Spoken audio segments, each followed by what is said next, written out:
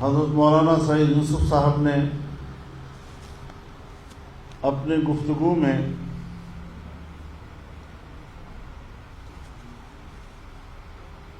مودی سرکار کے مظالم کے خلاف پاکستان کے عمران خان سے شکوہ کیا کہ انہوں نے کوئی سفارتکاری کا فرض سر انجام نہیں دیا ہے۔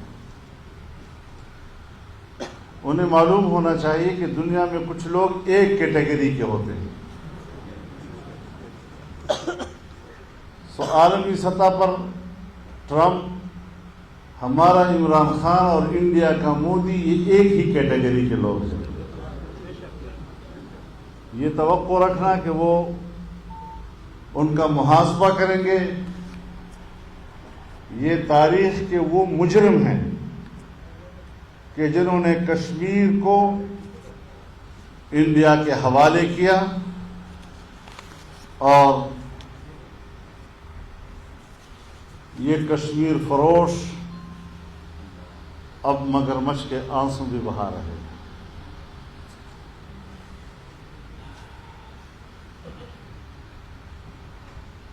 تو پھر آپ بتائیں کہ ہم کشمیر کے غداروں کے ساتھ کیسے بیٹھ سکتے ہیں؟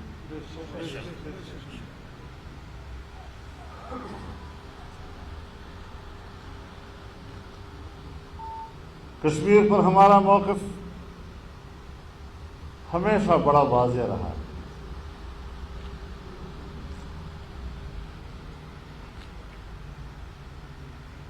لیکن کچھ غلطیاں ہیں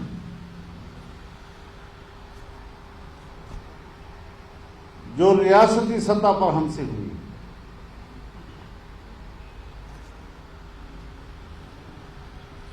اور آج جن حالات میں ہم اور آپ بیٹھے ہیں،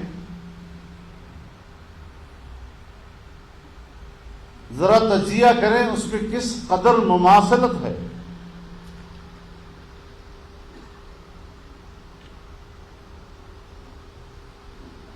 ہمارے ہاں فاٹا کو دستوری لحاظ سے ایک خصوصی حیثیت حاصل تھی، اس کا اپنا ایک اسپیشل سٹیٹس تھا۔ انڈیا میں کشمیر کو ایک خصوصی حیثیت حاصل تھی اور ہندوستان کے آئین نے اس کو یہ خصوصی حیثیت اور اسپیشل سٹیٹس دیا تھا۔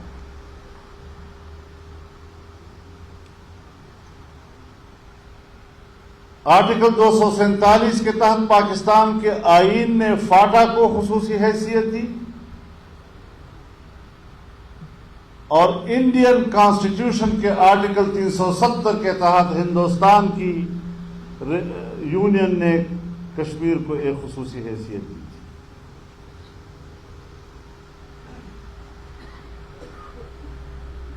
ہمارے ہاں فاٹا میں آئین کی عملداری نہیں تھی،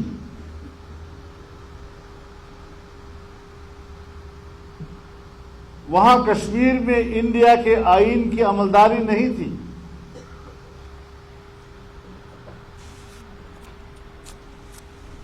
یہاں پاکستان کے چیف ایگزیکٹو کے اختیارات فاٹا میں نہیں تھے، وہاں ہندوستان کے چیف ایگزیکٹو کے اختیارات کشمیر میں نہیں چلتے تھے۔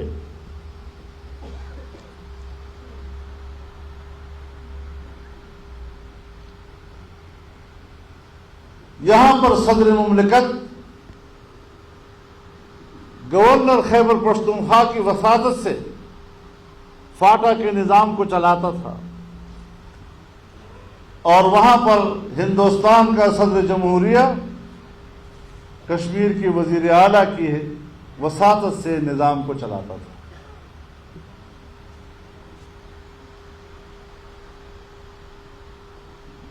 تو یہ ہم نے کیا، وہ انہوں نے کیا۔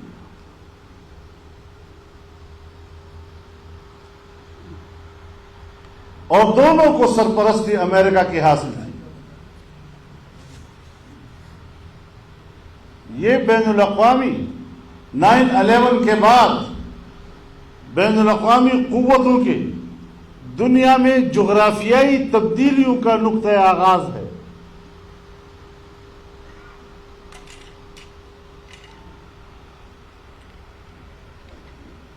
اب ہمارے پاس ایک ہی عنوان رہ گیا ہے کہ کشمیر بھی انسانی حقوق پامال ہو رہے ہیں، ہمیں اس پر بات کرنی چاہیے۔ انسانی حقوق کا مسئلہ ہر جگہ ہے، وہاں پر ہے تو ہمارے ہاں بھی۔ فرق صرف اتنا ہے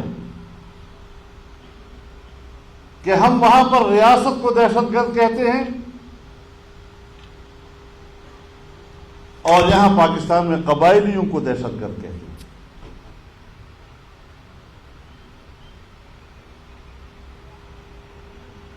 اس صورتحال میں انصاف کہاں تلاش کیا جائے، اپنا رونا کہاں رویا جائے، کس کے سامنے فریاد رکھی جائے،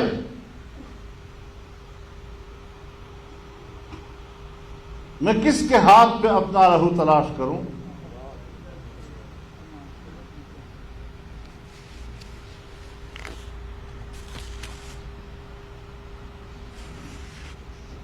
وہ کشمیری جو آنے والے مستقبل میں اپنی آزادی کا خواب دیکھ رہے تھے، آج ان کے آزادی کے خواب چکناچور ہو گئے۔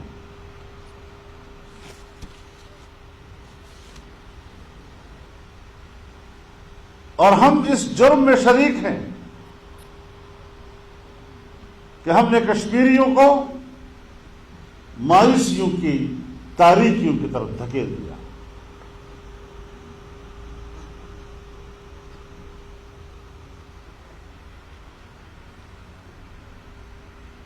تو ایسی صورتحال میں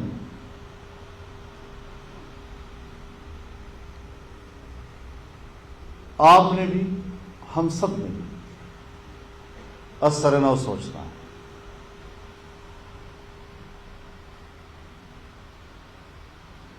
آج ہم ایک نیا موضوع اٹھا رہے ہیں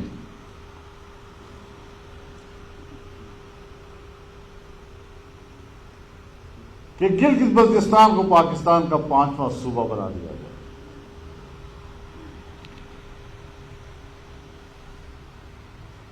بظاہر تو بڑی خوبصورت بات ہے، پاکستان کو ایک اور صوبہ مل جائے گا،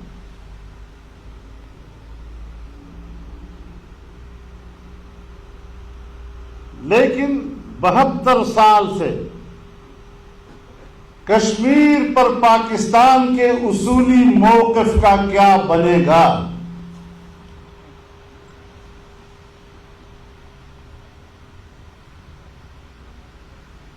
لداخ ہو، جموں ہو، وادی کشمیر ہو، گلگت ہو، بلتستان ہو،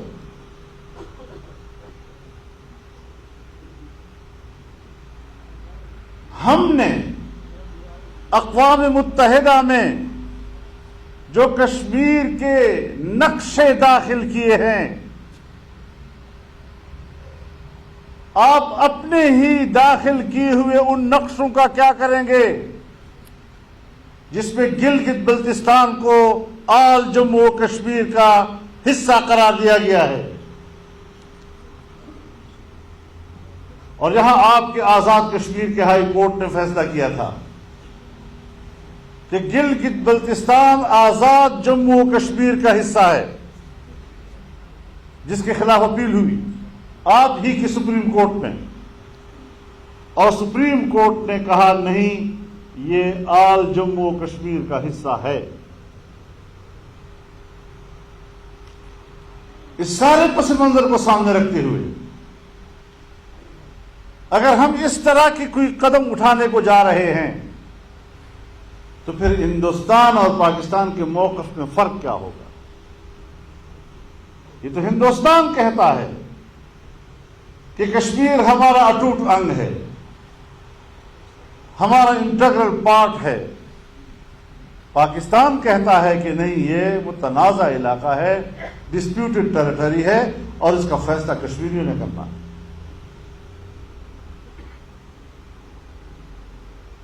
تو ہمیں بتایا جائے کہ ہم کہاں کھڑے ہیں، کس چوراہے پر ہم نے کشمیریوں کو لا کر کھڑا کر دیا ہے۔ 70 سال ہم نے ان کے خون پہ سیاست کی، 70 سال ہم نے ان کے ماؤں بہنوں اور بیٹیوں کی عصمتوں پہ سیاست کی، 70 سال تک ہم نے ان کے چہروں سے ٹپکتا ہوا خون دنیا کو دکھایا اور کہا کہ ہم اس کشمیری کے لیے لڑ رہے ہیں۔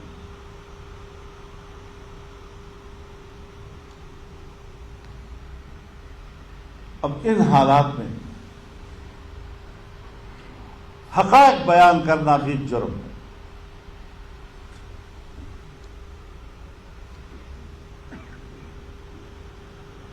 تو ہمیں سوچنا چاہیے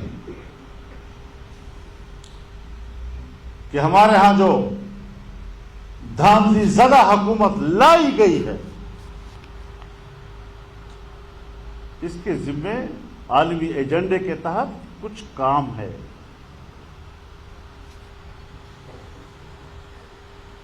وہی اسے پورا کرنا ہے۔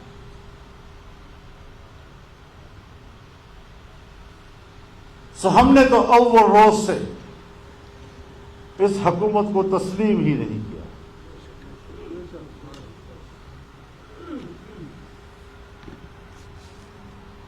یہ دھاندلی کی پیداوار حکومت، اور یہ بھی نہیں کہ جس نے دھاندلی کرائی ہے اس کے بارے میں ہم کوئی ڈاواڈول ہے اس کا نام نہیں لے سکتے، ڈنکی کی چوٹ کہتے ہیں تم نے دھاندلی کی ہے۔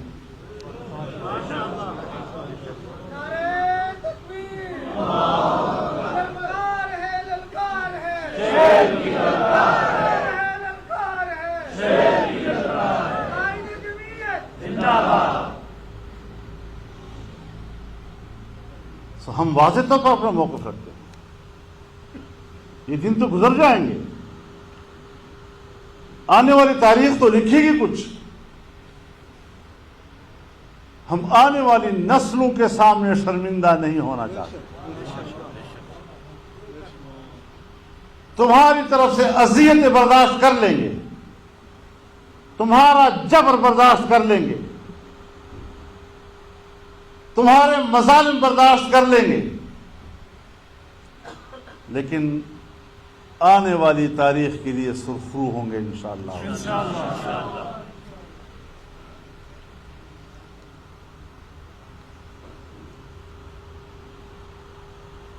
میرے محترم دوستوں،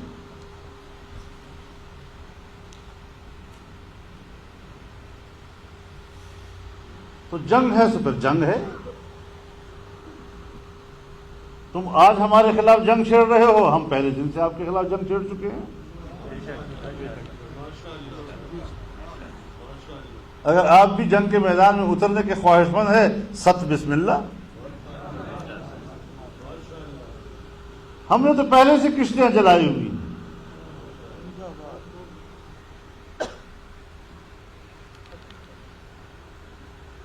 علماء کرام آپ کو بتانا چاہتا ہوں، قیامت کے روز جب اٹھو، کم از کم اپنے اکابرین کے سامنے شرمندہ ہو کر نہ اٹھا کرو۔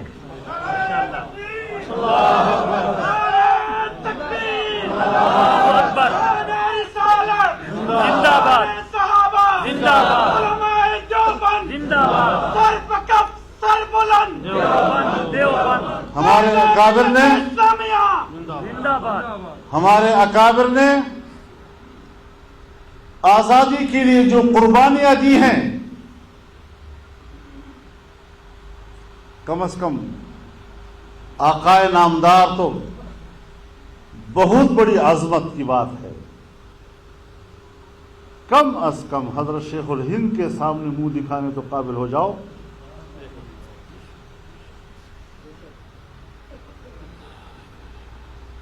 اس لیے خوف کو قریب نہیں لانا۔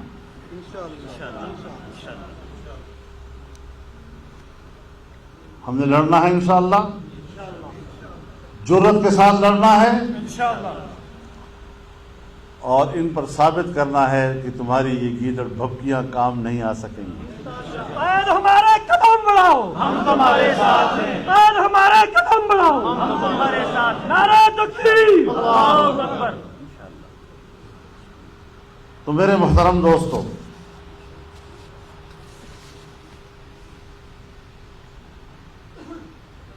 آج آپ دیکھ رہے ہیں ہمارے پاکستان میں گڈ گورننس کا تو نام و نشان بھی نہیں رہا، افراتفری کا عالم ہے، کوئی نظم و ضبط نہیں، اور ان قوتوں کا کنٹرول ہے کہ جن کی کوئی آئینی اور قانونی ذمہ داری کنٹرول کرنے کی نہیں ہے۔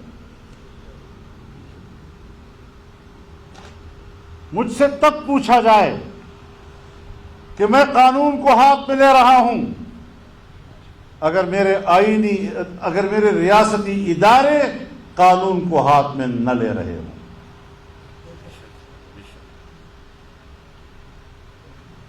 وہ آئین کو معطل کرتے ہیں، ان کے ہاتھوں آئین مفلوج ہو جاتا ہے، قانون کی کوئی حیثیت نہیں ان کی نظر میں، ایک آمر کی طرح جو اپنے ذہن میں آیا وہی قانون، جو کیا وہی قانون، جو بولا وہی قانون۔ اگر اس طرح ہم نے پاکستان میں زندہ رہنا تھا تو پھر ہم نے آزادی کی تحریک کس لیے چلائی تھی؟ اسی لیے چلائی تھی کہ آمرانہ سوچ کو قبول نہیں کرنا ہے۔ آپ ہمیں چھوٹی موٹی گرفتاریوں سے ڈراتے ہیں، آپ نے ہمیں پہچانا ہی نہیں ہے۔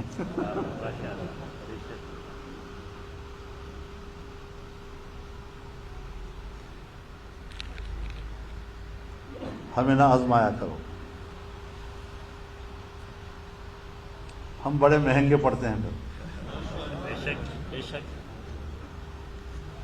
تم نے کچھ اور لوگوں کو دیکھا ہوگا جس پر آپ ہاتھ ڈالتے ہیں تو وہ جھک جاتے ہیں، یہاں ہاتھ ڈالو گے تو اکڑ جائیں گے۔ لبیک لبیک لبیک لبیک لبیک لبیک لبیک، تیری جرت کو، تیری ہمت کو، تیری عظمت کو، پاکستان میرا گھر ہے، پاکستان میری ریاست ہے۔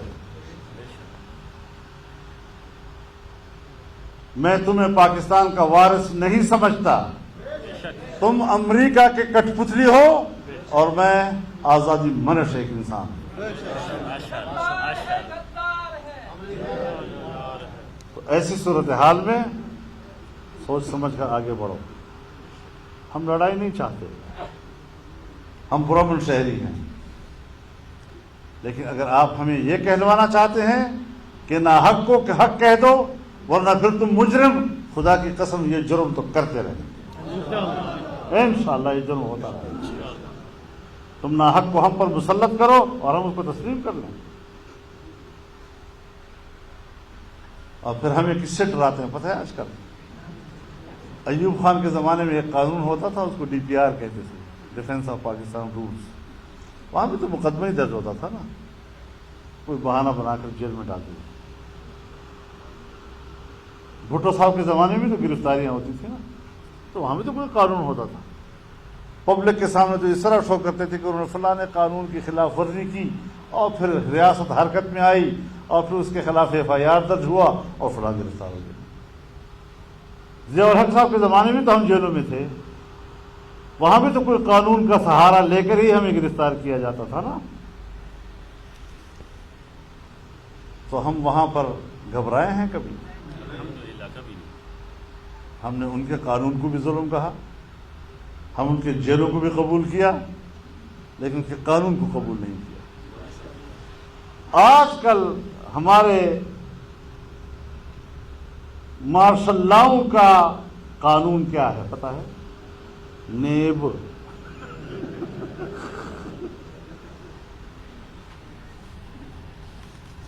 تو جس طرح ہم نے اس زمانے میں جبر کے قانون کو تسلیم نہیں کیا، ہم نے آج بھی تمہارے نیب کو تسلیم نہیں کیا۔ اور یہ کوئی پہلی سیریز نہیں ہے۔ یہ جو سفید ریش بیٹھے ہوئے ہیں، ان کو یاد ہوگا 1994-95 میں میرے خلاف ایک سیریز نہیں چلی تھی۔ کہاں گئے وہ جائیدادیں میری؟ میں اگر مطالبہ کروں کہ وہ جائیدادیں تو مجھے دے دو جو آپ نے اس زمانے میں میرے پیچھے لکھی تھی، اور آج بھی میں چھوڑوں گا نہیں، ان کو توڑ تک پہنچاؤں گا، گھر تک پہنچاؤں گا۔ للکار ہے، للکار ہے، شیر کی للکار ہے، نعرہ تکبیر، سر بکف سر بلند۔ میں میڈیا چینل کو بھی کہنا چاہتا ہوں، میڈیا پرسنز کو بھی کہنا چاہتا ہوں، اینکرز کو بھی کہنا چاہتا ہوں کہ اس گدلے پانی میں ہاتھ نہ ڈالو، اپنا منہ گندا کرو۔ تمہیں کسی سے واسطہ نہیں پڑا تھا۔ تمہارا کام، ریاست کا کام یہ ہے کہ وہ شہریوں کی کردار کشی کرے، تو پھر ہم سے توقع مت رکھے کہ وہ میری کردار کشی کریں گے اور میں اس کا احترام کروں گا۔ اب پھر کیا کریں گے؟ وہ پھر اسمبلی سے قانون پاس کریں گے، ہماری بے احترامی کرنا، اس کا اتنی سزا ہوگی اور اتنی سزا ہوگی۔ تم قابل احترام ہوتے اس کردار سے تو تم قانون سازی کراتے؟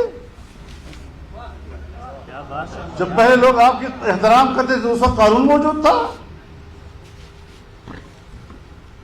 سیاستدانوں کو پکڑا جا رہا ہے، جیلوں میں ٹھوسا جا رہا ہے نیب کے وساطت سے۔ یہ شکر ہے کہ ہم نے اول دن سے مانا ہی نہیں۔ جب آئین پر نظر ثانی ہو رہی تھی میں چیخ رہا تھا اس کمیٹی میں کہ اس نیب کو ختم کرو، یہ مشرف کا ادارہ ہے، یہ ایک ڈکٹیٹر کا ادارہ ہے۔ ہماری نہیں مانی گئی۔ اب بیچارہ شہباز شریف صاحب بھی جیل میں ہے، اس کا بیٹا بھی جیل میں ہے، اس کا بھائی بھی باہر ہے، پیپلز پارٹی والوں کا بھی یہی حال ہے۔ تو اس قسم کی چیزوں پر ہم ان گرفتاریوں کو بھی ایک سیاسی ہتھ کنڈا اور حربہ سمجھتے ہیں۔ اگر شرعی عدالت قائم ہوتی ہے تو پھر تو فوراً سوال اٹھتا ہے متوازی عدالتیں ملک میں قائم ہو گئی، لیکن جب نیب کا ادارہ بنے گا تو وہ متوازی عدالت نہیں ہے، جس کو تم نے صرف سیاستدانوں کی کردار کشی اور حزبی اختلاف کو دبانے کے لیے بنایا ہے، جس کا کام بھی یہی ہے۔ تو پھر اس سے ہم تو نہیں ڈریں گے انشاءاللہ، ہم تو ایک ایک کا حساب لیں گے اب انشاءاللہ۔ اس طرح نہیں ہے کہ ہم اس طرح ملک میں غلام بن کر رہ رہے ہیں۔ ہم نے جس گھاٹ سے پانی پیا ہے وہ غلامی کو قبول نہیں کر سکتے۔ میں ریاست میں ایک آزاد شہری کی حیثیت سے اور محترم کی حیثیت سے زندہ رہنا چاہتا ہوں، اور بخدا بڑے بڑے عہدوں پر فائز لوگ، بڑے بڑے رینکوں والوں سے بھی اپنے آپ کو محترم سمجھتا ہوں۔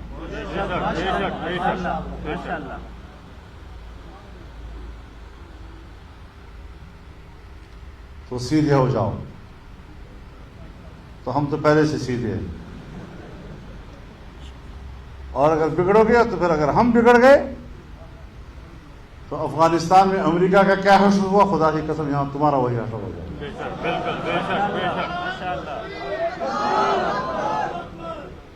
انہوں نے تو بندوق سے جنگ لڑی نا، تو ہم تو بندوق سے بھی جنگ نہیں لڑیں گے، ہم تو ایسے ہی تمہیں میدان میں گھسیٹتے چلے جائیں گے۔